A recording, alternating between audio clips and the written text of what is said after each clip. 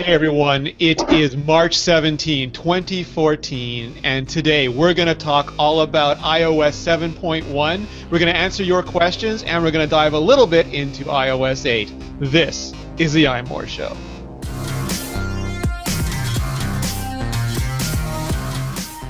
Peter Cohen, my illustrious co-host, how are you today, sir? Good, how are you doing? Good. Now, you said before the show that your trusty, your infallible Mac Pro was victimized by the cruelties of the Boston power grid.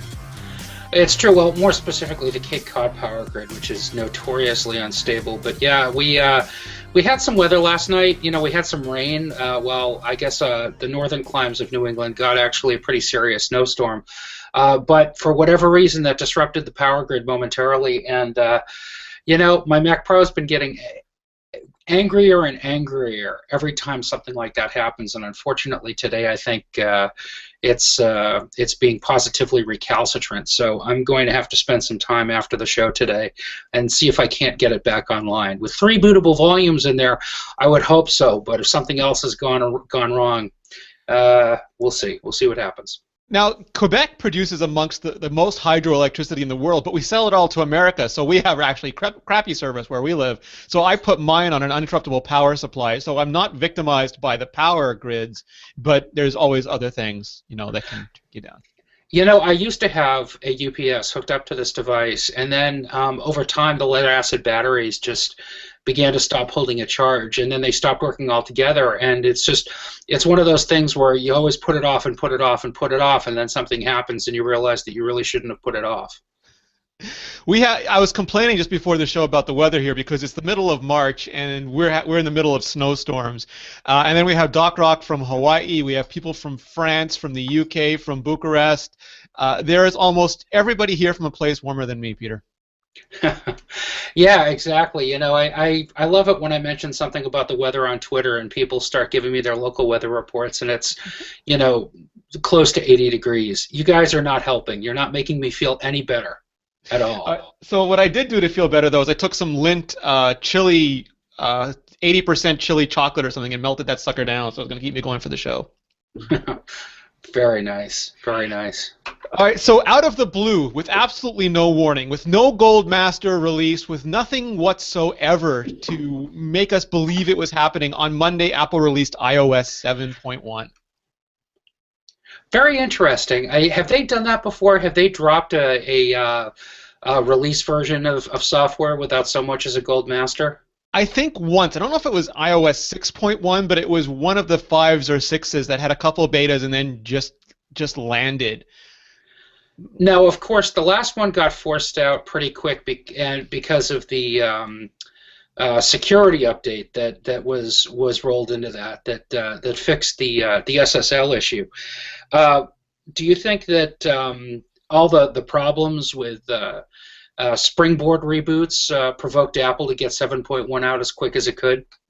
You know, I would love to say that, but they didn't get it out quickly at all. I mean, it's 6 months after iOS 7 release, and I was hoping Springboard would get, you know, 7.2, 7.3 style attention. Sorry, 7.02, 7.03. I think waiting 6 months to fix. Yes, they did fix the blue screen of death, which was nice, but I think 6 months is way too long to take to fix the resprings.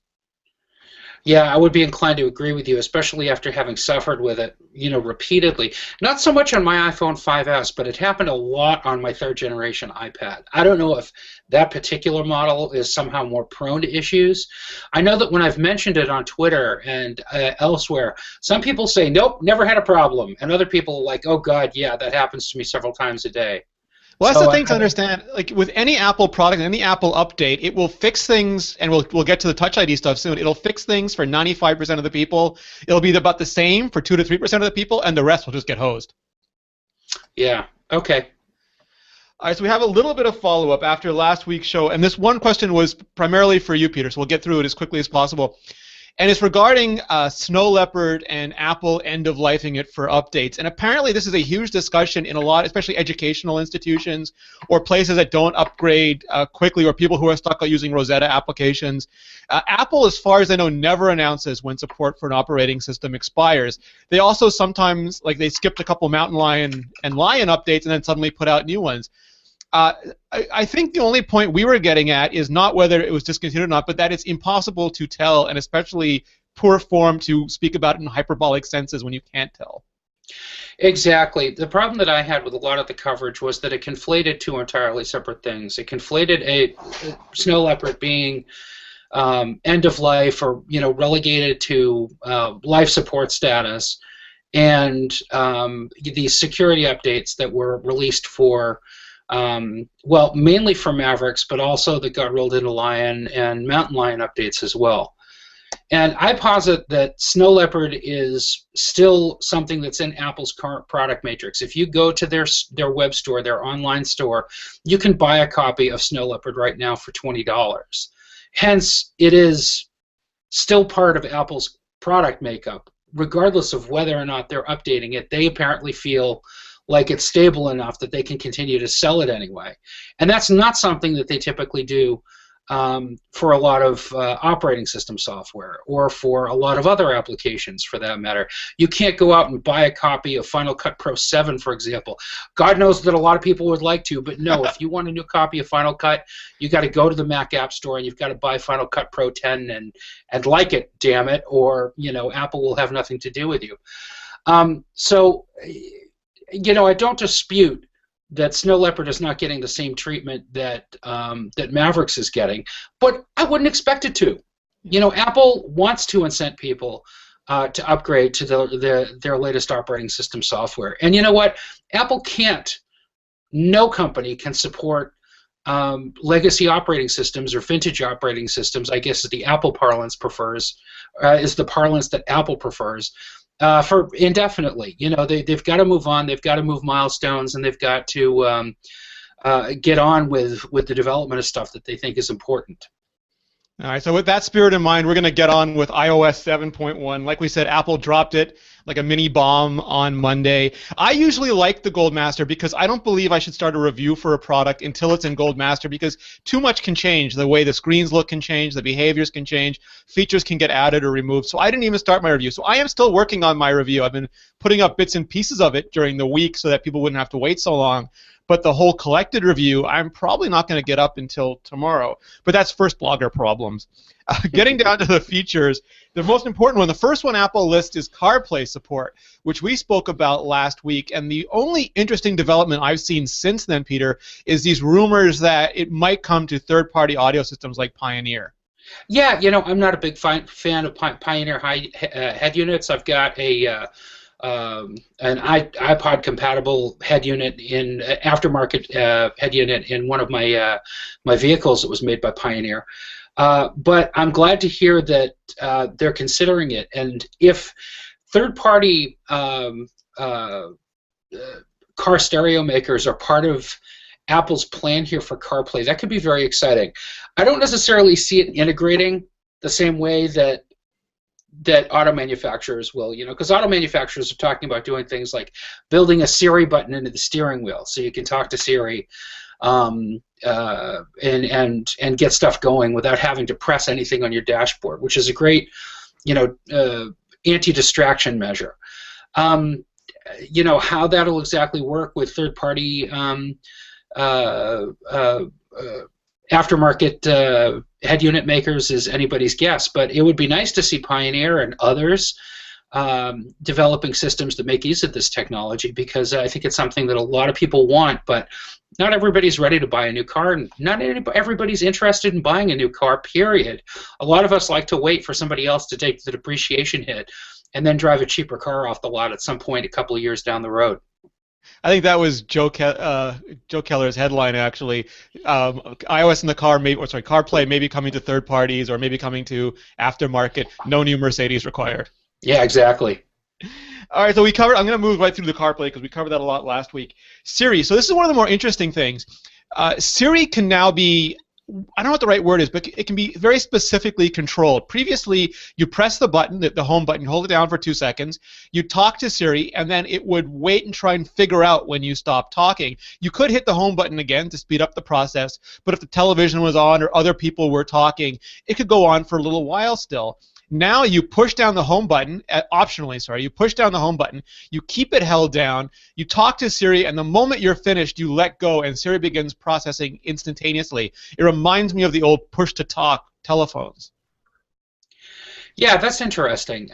Do you have any sense of why this change was implemented? Because I don't understand. I think I have two suspicions, one based on the reality, one based on the interesting wording Apple used. The first is that I believe there were some people for whom Siri would take too long to stop. And when you're dealing with audio, with voice processing, it's always going to be slow because you have to activate it, you've got to speak, and the timing can be hard. Like when Siri answers, if you speak too soon, it doesn't hear it. If you speak too late, you're waiting, or the beep still goes again. And it can be stressful for, and you call them muggles, I call them civilians, to use them. With this system, it's much more apparent. I'm holding it down means I'm talking, and then as soon as you let it go, it's not listening anymore. But the language Apple used is that you can control when Siri is listening and when she's not listening. And I know a lot of people, myself included, have used things like the Moto X, which is always listening. You just say, okay, Google now, it starts listening, then you're finished talking. So if you're driving, if you're eating, if you're across the room, you can control your phone without having to push any button, and it's incredibly convenient. But at the same time, it has to always listen to everything you are doing, no matter how personal or intimate that may be, because otherwise it has no idea when you're calling it. So now we can talk about Siri behind her back, basically. We can make sure she's not listening to us. That's right. I think anything that gives more user control and more obvious user control, like I believe knowing what's working and what isn't, is a feature. I think that is an advantage. Fair enough. Fair enough. Yeah, I agree with you. I think that Siri is sort of a continuous work in progress, and that's not going to change for a very long time, I don't think. The other thing is that and I've got to read the list here because it's a little bit long, they've got new, more natural-sounding male and female voices for Mandarin Chinese, UK English, Australian English, and Japanese. And I know Richard was happy about that. Yeah, this was a big deal for Richard because he can hear Siri with a female voice for the first time, right? Because up until now, our UK friends have been limited only to a male Siri. Isn't that right? Yeah, I believe the UK had a male voice, but Australia had a female voice, and I don't know how that coin toss ended up that way. You Commonwealth countries are weird. But this does open the door for celebrity voices. I mean, wouldn't it be great for the UK to have a licensable Sean Connery voice and a James Earl Jones voice in North America? Well, I always thought that was one of the really cool things about the TomTom dashboard navigators is that you could buy voice packs, so you could get like a Darth Vader voice pack, I think, and stuff like that. I think that Siri should be eminently customizable. Obviously, it's a lot of work for a voice actor to do, but it would be fun. The funny thing is, when I first got the option, I switched over to a male Siri voice, and I don't think I've ever switched it back. No particular reason. I just wanted to be different from everyone else. Chris Moy says the UK Siri voice sounds even more robotic to him now. So I guess you win some, you lose some. Yeah, well, whatever. iTunes Radio. I'm going to have to ask you about this, Peter, because iTunes Radio is still available in the US. It is newly available in Australia, but it is not available in Canada or most other places yet. But Apple says that you can now, there's better search and better shopping experiences in iTunes Radio. Yeah, that's right. And I didn't know this because I already have an iTunes Match account, but you can also sign up for iTunes Match more easily in this new release as well, which is great. But the search functions help you, rather than having to sort of come up off the top of your head with, I want to create a radio station like. Now you can use a search function to say, okay, I'm going to search for songs, genres, artists, what have you, and find radio stations that might fit the bill. And is it still because I remember before you said you liked iTunes Radio a lot more than you thought you would. Is that still hold true? Absolutely. I use iTunes Radio almost every time I hop in the car now. In fact, I've almost gotten out of the habit of. There's only one playlist that I've created that I use with any regularity, and it's a recently added playlist that I maintain that just keeps track of the latest songs that I've added to my iTunes library. Almost everything else is iTunes Radio. I don't really listen to a lot of my own library to any extent, especially if I'm going to be driving for an hour or two. Around the house, I don't usually use it that much. That's when I really focus on the stuff that I have that's in my own library. But when I'm out and about, whenever I'm mobile, I use iTunes Radio almost exclusively now. I can't wait. I want it now. Eddie Q, please give it to me. Our chat room are going bonkers with the Siri voices. Beck still wants James Earl Jones. He wants, I am your Siri. Doc Rock wants Don McAllister. Well played, sir. David wants Snoop Doggy Dogg. So I guess Siri, instead of saying yes, would say GA Fo. Yeah, Beck also wants a Scarlett Johansson voice pack. Little Black Widow action going on there. Wow, that would be potential. interesting. Untapped potential. I want Peter Capaldi from his character from The Thick of It. I thought that would be hilarious. That would be great. Also, what's his name? I'm blanking on his name now. The guy who was the bad guy in Carnival and did Lex Luthor's voice, and he was the Kurgan in Highlander.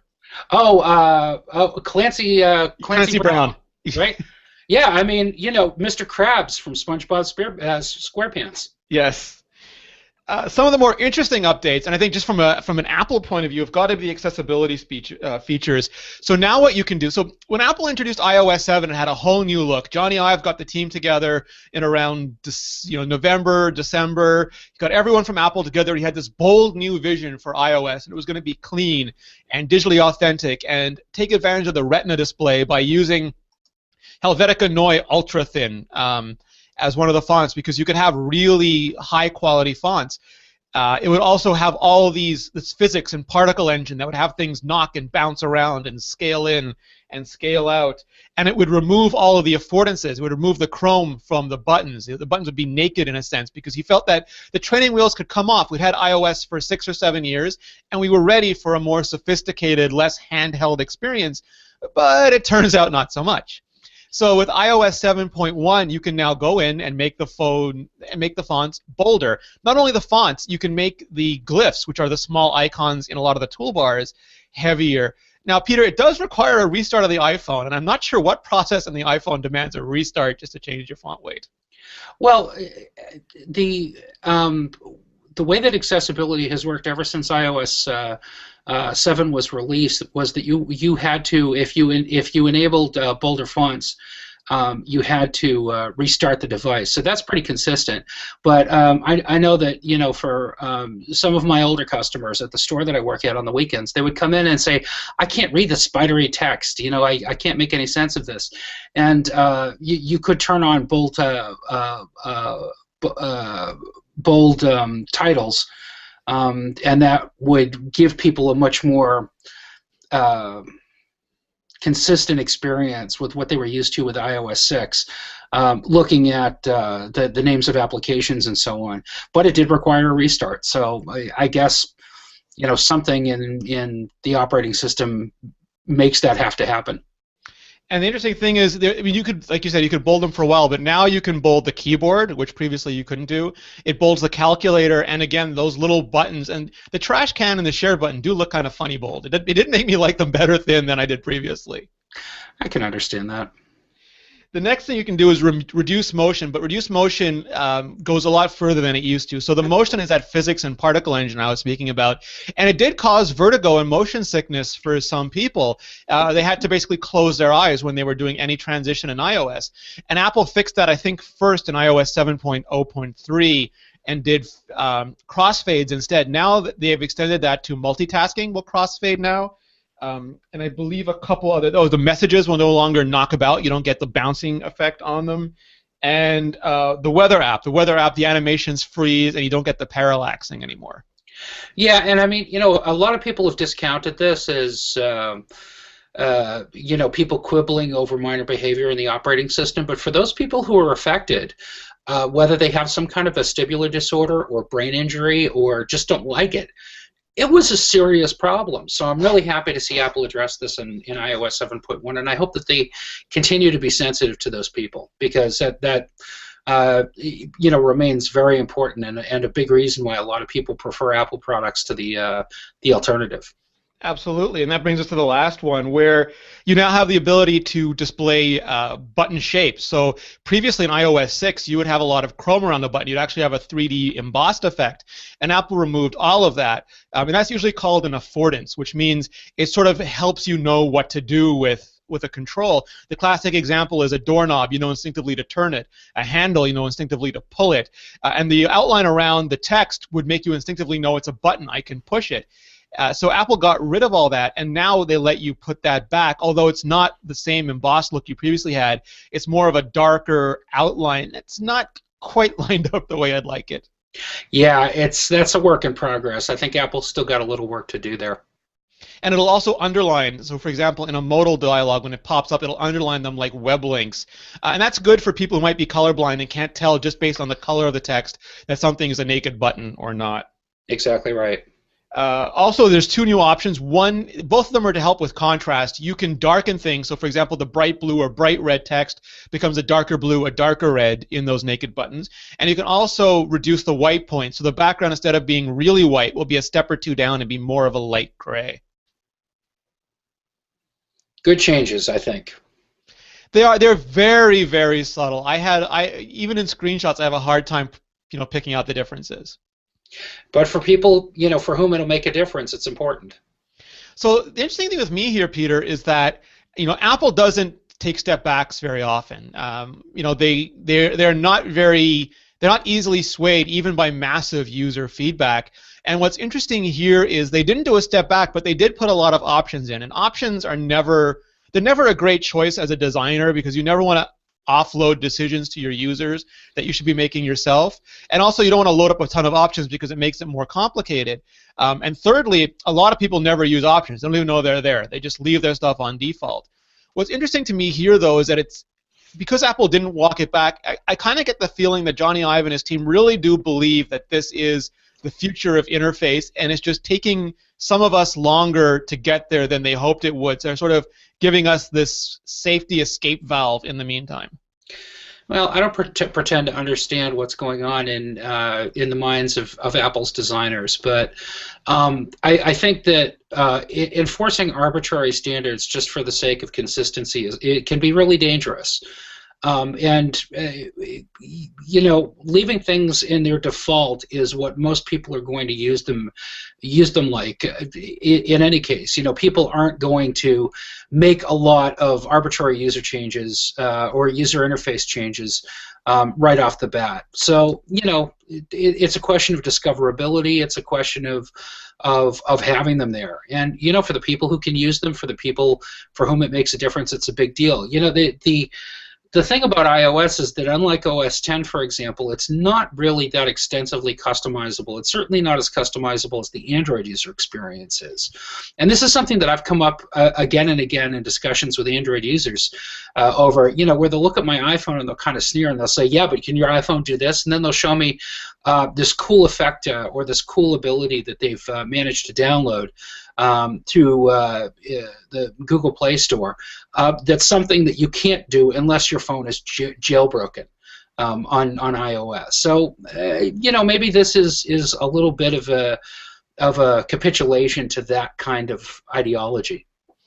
Yeah, I mean, that's absolutely right. Phil Nickinson and I did a Vector podcast this week just talking about some of that stuff and how, the worst case it ends up looking like a GeoCities or a MySpace page, but in the best case it looks like absolutely the phone that you want to do your productivity, but you have to be willing to put that work in. Yeah, I never want to see an under construction GIF on my iPhone. The interesting thing, though, is that I think it was the severity of the issues. I think that because they were usability issues. Like, for example, I don't think there would ever be a case where Apple would put a button saying, check this to put skeuomorphism back, and you slide it over, and suddenly the stitched leather and the linen and the brushed metal and the wood all return to your phone, because I think that they believe that's a matter of taste and not of usability. But I believe that because these things are usability, that makes them much more serious. And I'm glad that Apple was not willing to bend is not the right thing, but I'm glad they were willing to at least make options for people for whom the new experience wasn't everything it was chalked up to be. Absolutely. Next, we have new camera settings for the iPhone 5S. Because it's got that beefy Apple A7 processor, you can now put HDR in automatic mode. Previously, you'd have to switch, and on other devices, you still have to switch. But if you stick it on auto HDR, it will automatically detect if there's a lot of brights and a lot of shadows in a picture and take separate exposures for them and then merge them. And I think with this, Peter, it's the fact that the A7 is so fast. I remember on my iPhone 4S, I would take the picture and then you'd actually see the spinner going for a few seconds before it would save it. But the iPhone 5S, it seems to do HDR in almost real time to me. Yeah, I haven't experimented with this too much, and I really need to get outside on a nice bright day, and put it through its paces. I do know that I was at a concert on Monday night actually, and I was taking some shots, and didn't notice any difference there. But stage lights tend to throw the iPhone's light sensing ability into something of a tizzy sometimes. Yeah, and I'm happy that you can just put this on and set it on. And Andy Notcomb made this point on Mac Break Weekly that for Alex Lindsay liked the ability to manually control it. He'd like more manual controls, but Andy's point I think was a good one, is that for most people, as automatic, the ability to have photos that just turn out for them, I think trumps everything else. That's exactly right, and that's something that I said really early on when I first got the iPhone 5S. It's the first iPhone that I've had, and I've had every iPhone since the second generation model, the first iPhone 3G, I think it was, right? Where I haven't felt like I'm fighting it to get a good picture. I can take a picture with that thing under most circumstances and feel pretty comfortable that it's going to come out well, and if not, it's going to require really minor tweaking in post. Even up to the iPhone 5, I really never felt that way before. I felt like it's kind of taking a chance. I might not get the picture that I like, but I'll take it anyway. Now, it's rock solid. The 5S, the A7, and the improved sensor that's in the iPhone 5S combined to make a really powerful camera. I'm really looking forward to seeing what Apple is going to do with photography from here, because that has become such a selling point for so many phone makers. I think Apple has to continue to really innovate in that respect. Yeah, and the interesting thing to me is that the foundation that they've laid is almost entirely chip-based. Like, they have good glass in there, but it's really small glass, and they don't have the giant lenses or the optical image stabilization. There's a lot more they could do before capture. They're doing best in class, best in the industry after capture. If they could add the before capture stuff, I think many of us would never look at a normal camera again. Yeah, without creating some monstrosity, some hunchback monstrosity like certain Nokia models. Okay, so iCloud keychain support in additional countries is great. One of my personal favorite new features, FaceTime call notifications are now cleared when you answer on another device. I had like 30 on my iPad because I'd never used my iPad for FaceTime, and I ended up turning off the badges because I couldn't clear them. So I'm happy they finally did this. Mm-hmm. This is my favorite, Peter. They have fixed an occasional bug that would cause home screen crashes. Yeah, I was saying, this week in understatements, that was hilarious. I'm sure that Apple did that completely tongue-in-cheek too, as they were writing that particular release note. They're trolling us, right? They absolutely have to be trolling us. Occasional? Are you mad? So what happened? If you're not familiar with this, and bless you if you're not, under iOS 7, and we mentioned it earlier, Springboard, which is the system that drives the entire home screen experience, would crash and would basically look like your phone rebooted. It wasn't a complete reboot because you wouldn't have to re-enter your password if you used Touch ID. It wouldn't go through the entire boot process. But to all intents and purposes, you'd get the Apple logo. It would come back to the home screen, and it would happen way more than is acceptable in any universe in which Peter and I exist. And so far under iOS 7, I've been using it since the beta, for at least a couple months, and I haven't had a single one. Yeah, I haven't either. I didn't use the betas at all. I just downloaded the release version when it came out. But so far, I haven't had a single restart, which is great. The worst case scenario was that some people who may not stay up to date on Apple news sites and might not really be plugged into the ecosystem, which describes the vast majority of Apple iOS device users, thought there was something wrong with their device, thought that their iPad or their iPhone had mysteriously broken and didn't understand. This is something that we would see in the store pretty frequently. People would come in and be like, I think I got to get my iPhone replaced because I keep seeing this black screen with the Apple logo. I think something's wrong. Being able to tell them now safely, you can upgrade to 7.1 and this problem will go away, is a wonderful thing for us people who actually have to support these damn things. It's fixed. Cloud's open. Fixed. Finally. Fantastic. Here are more interesting ones. Improve Touch ID fingerprint recognition. So again, for some people, Touch ID, like for me, it always worked really well. But for some people, the recognition would decay. And so what happens with Touch ID is when it detects a capacitive, so same as a capacitive screen on your phone, there's a capacitive sensor there. So when it detects your finger, it turns on Touch ID. Touch ID takes a high-resolution snapshot, hashes that up, turns it into math basically, sends it along the hardware channel, and then compares it with the picture that's stored there. If it matches, it releases a yes token. If it doesn't match, it releases a no token. And what's supposed to happen is every time it does that comparison process, it's supposed to improve the quality of the fingerprint, the reliability of the fingerprint.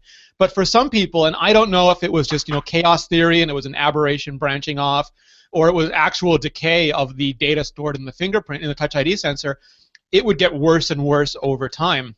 Now Apple has fixed this, and apparently you don't have to rescan your fingers, though you can if you want to, Peter, but apparently it just works. I remember that we had run how-tos about how to reset your Touch ID, your stored fingerprints, and we'd run a couple of stories about ways that people had sort of tried to hack Touch ID to make it work better for them. So I know that this is a problem that's really dogged iOS ever since the initial 7.0 release. So I'm hoping that Apple's finally nipped it in the bud with this. Now, this is where that thing about for some users comes in from the beginning of the show, because some people, not one or two, but not a large amount of people, but enough people are reporting that with iOS 7.1, Touch ID just stopped working for them entirely, or would work intermittently. Sometimes yes, sometimes no. Ali put up an article with some fixes in it, but if your Touch ID sensor, so each Touch ID sensor is uniquely paired with the A7 chipset's secure enclave on the device, and if anything interrupts that pairing, it might as well be dead. So if you are if it has stopped working for you, take it to an Apple store. Don't mess around with it. It is something that should work, and you have the absolute right to take it in there and get them to either fix it or swap it out for you. Absolutely. Beck Jr. 25 in the chat room is asking about Touch ID appearing on a future generation Magic Mouse or Magic trackpad. Peter, do you have from your mouth to God's ears, Beck Jr. 25. I would love to see that happen so much. Just like the power button on my MacBook Pro, if I could just rub it and have my MacBook Pro unlock, I would be so happy. I'm torn between that, which I think would be terrific, but also I'd like my iOS devices to serve as trusted Bluetooth devices. So if I Touch ID my iPhone open over Bluetooth, that would also unlock my Mac. That'd be cool, but of course, that would limit this functionality to only people who had both an iOS device and a Mac. And let's face it, the Mac operates independently of iOS. Sure, if you've got an iOS device, it's that much nicer, but I would hate to see that functionality restricted only to those people who decide to make an iPhone or ostensibly a future iPad part of their ecosystem. Now, I believe that Intel has the same sort of trust secure enclave in their roadmap that Apple built into the A7. So it's technically possible. Whether they could secure it as well, or whether they'd have to have a separate chip underneath the actual button to make sure it was 100% secure, I don't know, but I, like Peter, want it. Improve performance for the iPhone 4. Yes, finally. Yay! The iPhone 4 was such an edge case with iOS 7. People upgraded and immediately regretted it because everything slowed down on it. It felt cumbersome. The animations weren't smooth. The response of the device to input was lousy. So I am so happy to see Apple do whatever magic they did to make the iPhone 4 better. Oh, that is such a relief. Yeah, and this is not a new problem. I believe it was iOS 4 that killed the iPhone 3 until iOS 4.1 or 4.2 came out, or one of the updates. So if you are the bottom of the iOS device update totem pole, you will initially not have a great experience. And part of that is just that Apple, even though it's a ginormous company, isn't unlimited, and they only have so many engineers. Those engineers are making sure it works on the newest phones, and barely works on the other phones. But they can fix it over time, right? Right, exactly. Some people might say, well, just divert engineers from other projects to work on this problem. It doesn't work that way any more than, putting 20 cooks in the kitchen makes your dinner, cook any faster than it would if there were only 2 cooks in the kitchen. The problem here is that, you've got not just a limited amount of brain power, but you've got a limited amount of people who understand how this code works and can make changes to that code in such a way that it'll work well. So look, it's taken some time, and iPhone 4 users who upgraded to iOS 7 early on kind of fell on the sword a little bit, but the bottom line is it's fixed now, and if you haven't upgraded and you're using an iPhone 4, now might be a good time. Yeah, and I put it on my iPhone 4 as soon as it came out, and it is night and day compared to what it used to be. It's not perfect. It's not an iPhone 5. That old, A4 chip, she ain't what she used to be, but it is night and day compared to how it used to be. Well, you have to consider the iPhone 4. Which one is it that's in the Apple iPhone A4. 4? The A4. The first A4 one, is a single core chip. Right, and between the i4 and the iPhone 4 and the iPhone 4S, it went to dual core. And Apple has been increasing the processing power of the A series chips, progressively. But there is a huge leap in CPU performance just between the iPhone 4 and the iPhone 4S. So the fact that Apple has been able to make optimizations to make iOS 7 run so much better really says something about the quality of their engineering staff, and hat tip to them. And Edin, I'm going to get this name wrong, Edini Nalascu in the chat room is saying his iPad 2 is more responsive. I found that as well. Like the A5 devices are also doing much better, and that just stands to reason. And I think part of that, Peter, A6 too, my iPad, because that's the one that's in my iPad 3, right? They have the A5X in your iPad 3. A5X is more responsive too. I was really pleased with that. Absolutely, and one of the things though is also perceptive, because on every device they tightened up the animations, and there's this old joke for animators, and if you're an old animator you'll appreciate this, but in the beginning you animate for you, and the second go around you animate for everybody else, because you're always so impressed with your work, you give it a lot of time, you let it flourish, you let it, like that ripple in Superman's cape, let it take 2 seconds. I mean, it's beautiful. Everyone else is bored. So what Apple seems to have done with iOS 7.1 is really tighten up those animations. So while things aren't that much faster, perceptively, they're just like lightning. Yeah, and that was one of the things that really kind of bothered me about iOS 7 in its initial incarnation is it seemed to be an interface that was sort of in love with itself. So I'm happy to see iOS get over itself a little bit in 7.1. So the other one kind of made me laugh too. They fixed the display of the mail app so it can now show over 10,000 unread messages. What is with you people? Just delete them, for God's sake.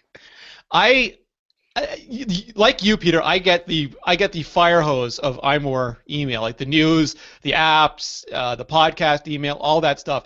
So I can get enormous amounts of unread messages, but it stopped being useful to me. So 2 things I did. First is I declare email bankruptcy on my iMore account weekly.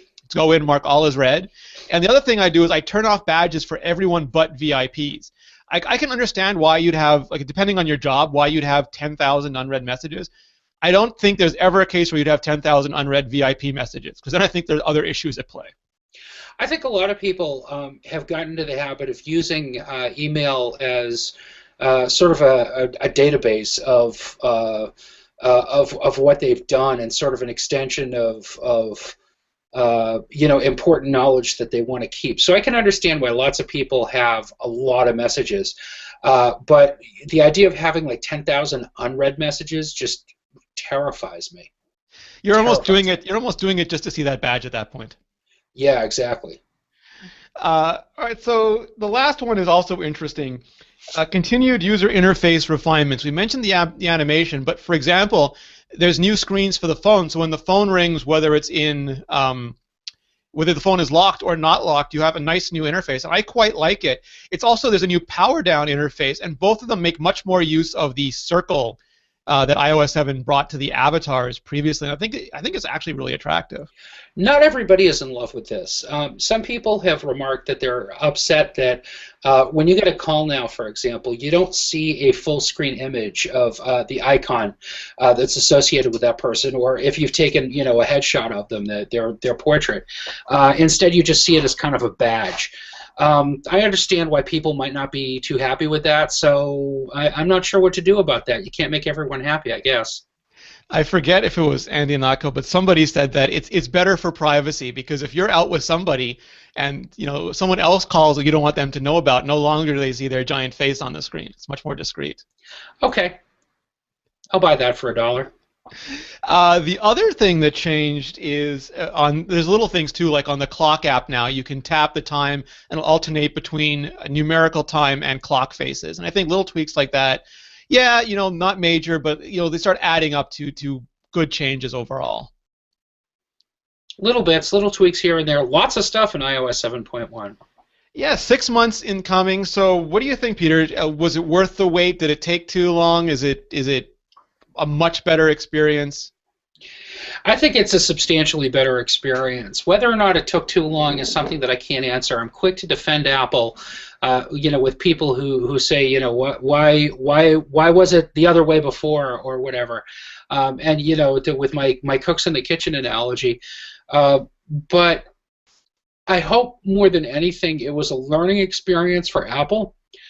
One thing that we have mentioned before on this podcast, Rene, and I know that you've talked about, that you've written about in your editorials for iMore, is how much of a major shift iOS 7 was from the way things were before to the way that they are now. And I think, Rene, you've likened it to when Apple transitioned from classic Mac OS to OS 10. And, OS 10, I lived through that. OS 10 was a rough transition. We lost a lot of functionality in 10.0. We got back a little of it in 10.1. But it wasn't really until 10.2. It wasn't until Jaguar came out, several years after 10.0 came out, that we really got to a point where a lot of people were like, yeah, you know what, I can transition to this and be perfectly happy with it. Or I don't really feel like I'm missing a lot of stuff from the old days anymore. So, if Apple has managed to do that in 6 months as opposed to the years that it took Apple to get from 10.0 to 10.2, I think it shows progress. It demonstrates progress on their end. I have faith that Apple will iteratively improve the iOS experience, not just with future 7.x updates, but with iOS 8 and beyond, as we move into the future, because Apple is going to continue to develop and refine this and come out with new cool stuff. I mean, they're committed to refreshing operating systems pretty quickly these days. So we should see it happen. I agree with absolutely all of that. The thing for me is I don't think iOS 7.1 was too long in coming. Although in previous years, Apple for a long time released the X.1 update with the iPod Touch in the September event. The original version would ship in June or July with the new iPhone, and then the X.1 would ship in September. So there was about 3 months between them. There was 6 months between this one, and I don't begrudge them any of that. I think they could have moved faster on the accessibility things just because of how severe some people's reactions were to that.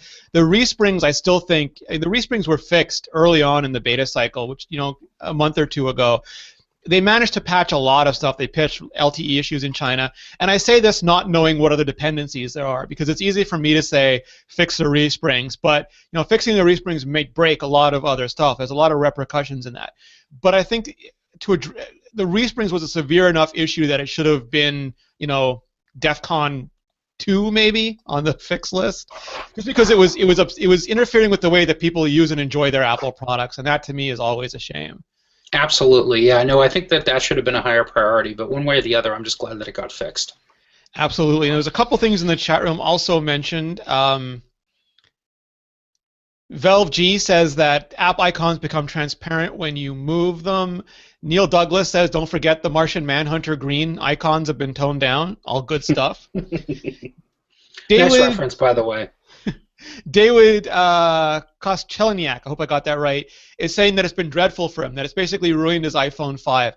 That would be an extreme edge case for me. If that happened to me on my iPhone 5, I would first do a complete reinstall as a new iPhone and test it out, because all sorts of crazy things can happen when you upgrade or when you restore from backup. And if it was still giving me problems, I would take it to an Apple store, because there is no reason that it should behave worse under 7.1 than it does under 7. Solid advice. That's exactly what I would recommend as well. Yeah, there's nothing more there's nothing in there. There's nothing that we know of that is any harder. In fact, it should be a lot easier on your system. So get that checked out. Some questions on this from George. He wants to know, Peter, what is your favorite improvement in iOS 7.1? Oh, well, the springboard fix.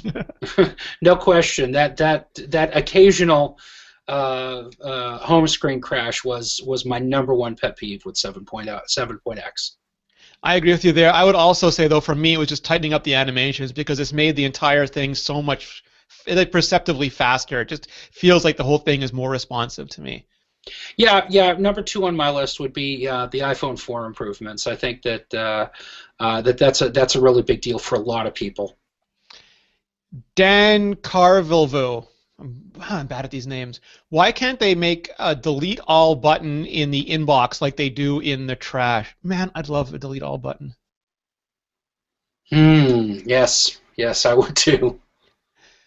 Voltec wants to know why there are so many problems with the App Store. Why it doesn't show up or you can't install something. The only thing I can tell you is that the App Store is an online application, and that means that it's subject to the vagaries of network connections. And as anyone who's done any amount of work on the internet will tell you, we have enough problems with our Comcast and Videotron connections. Running something as complicated as iTunes, it's going to error out occasionally. Yeah. I mean, what kind of problems is he having specifically? What's he talking about? Yeah, let us know. Follow up with us on that, and we'll try to help you more specifically. AFY wants to know why he heard rumors of a dark keyboard, that you could force a dark keyboard on all the time in the betas, and that's not in the final version. Things don't always ship. I mean, they test things out, they get feedback on them. It could be that they decide it's a bad feature. It could just be that it's not ready yet, and we'll see it in a future version. But that's one of the reasons why Peter and I, hesitate about reporting too much on betas, because it kind of sets expectations that aren't always met. Yeah, that's absolutely true. Sometimes Apple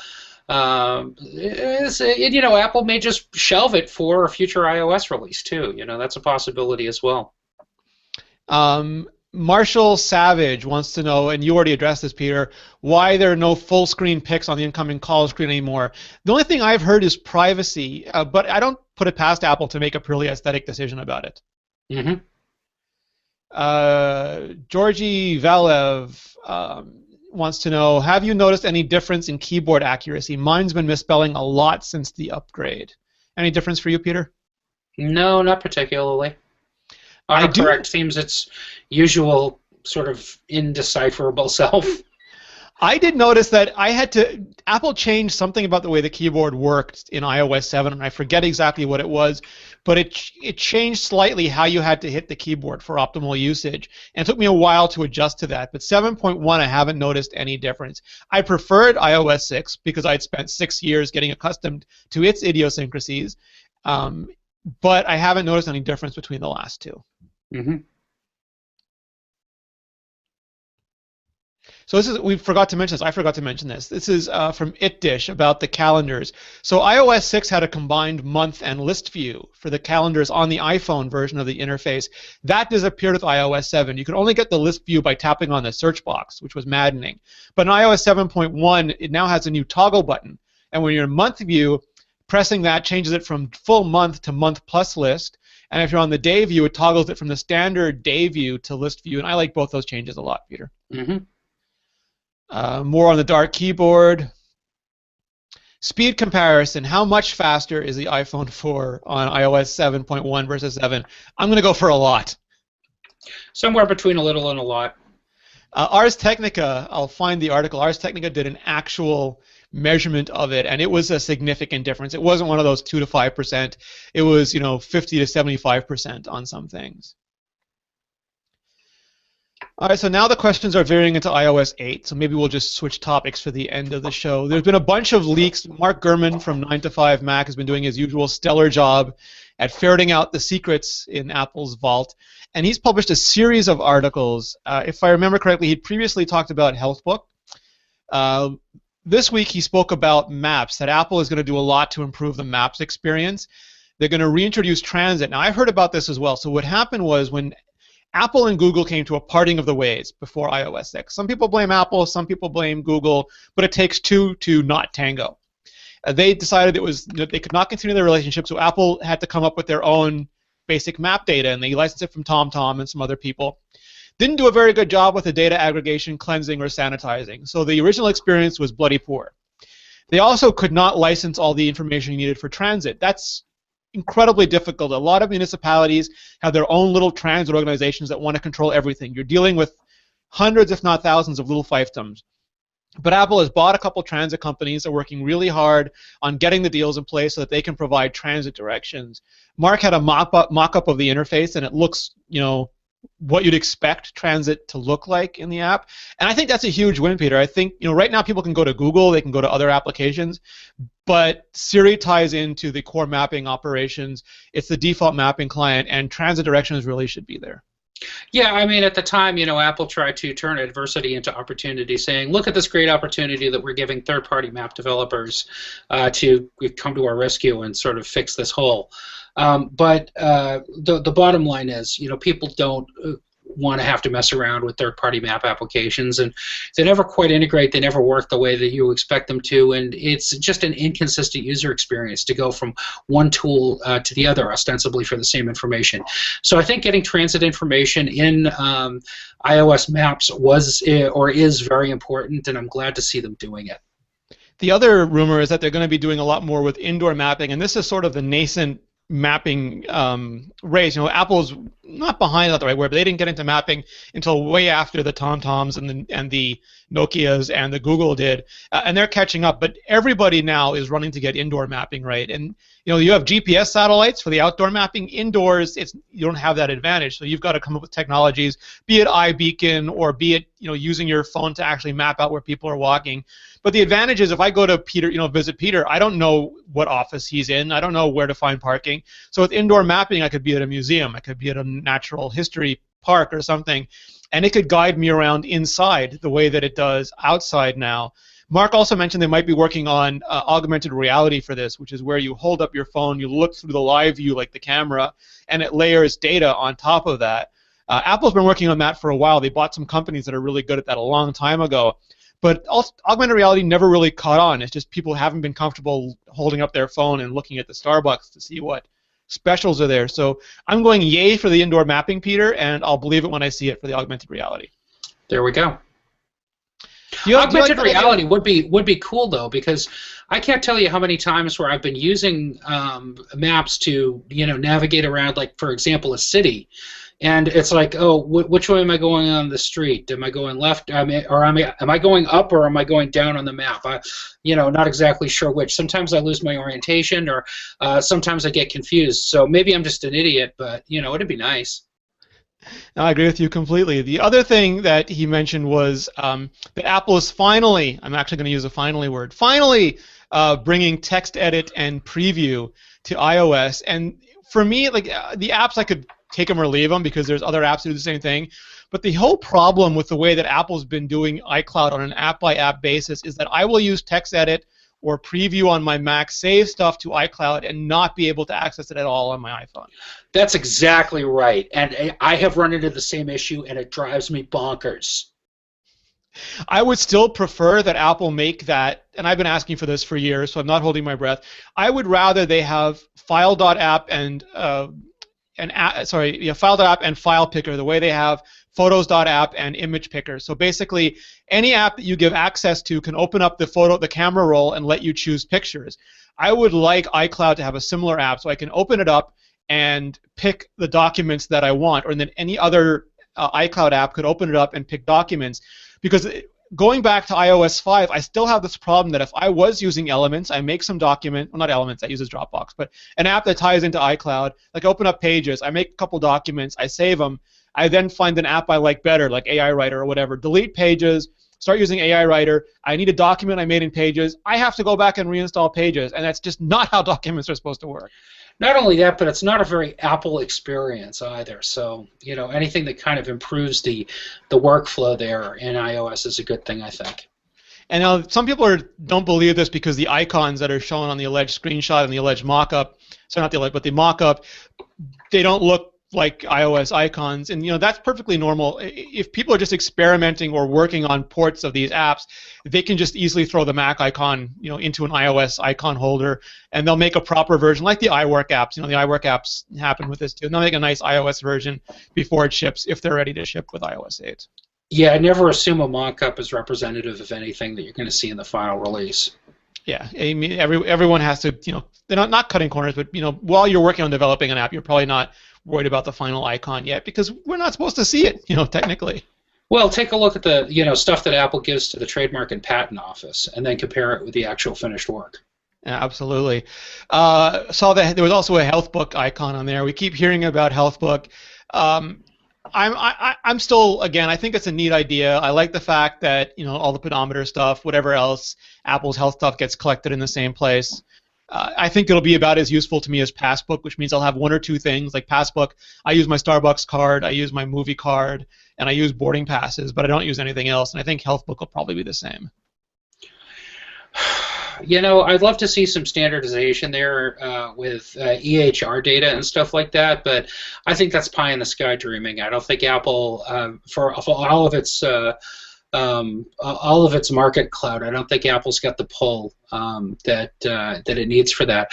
We're still trying to figure out what exactly